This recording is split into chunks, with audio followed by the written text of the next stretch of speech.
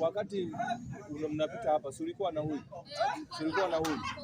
Wewe dogo, sikia, ngoja niongee dogo. Wakati anachukua hii simu huyu, ulimuona? Ulikuwa naye. Wakati anaiuza wewe ukoomba hela mkagawana.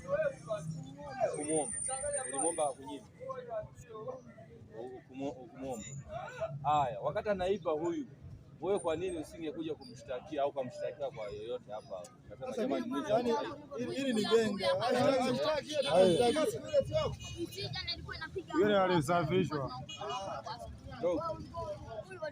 Ongea ukweli dogo, sio unamsingizia huyu kisa umeahidiwa hela. Kama vipi wewe utajumlishwa kwenye hii kesi kwa sababu ulikuwa naye? Yaani wewe utajumlishwa tu kwenye hii kesi.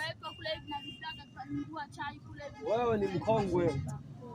Kanunuliwa tena. Ile simu yangu ya pale ndio nimeipa. Unasikia Alex? Unasikia? Na redio na nimeipa joka. Madogo kazi yao ni kuokota makopo. Aliipa redio ni nani? Ikienda sana ni buku, si ndio? Ndio. Dogo aliipa redio ni nani? Kuanzia 10,000 na anajua na huyu. Na huyu alete nini? Alete mwizi. Sasa siri anaijua ya wenzake hao Alex. Sasa kama siri anaijua ya huyu, ina maana na huyu kama huyu aliipa watu wote, huyu na yeye ni mwizi. Dogo na wote ni mwizi, ndio maana wamekamata watatu wote hapa. Kama unamchoma huyu na wewe ni mwizi. Ila huyu hapa anachokidai ni kwamba huyu dogo aliipa simu na ruka, sawa.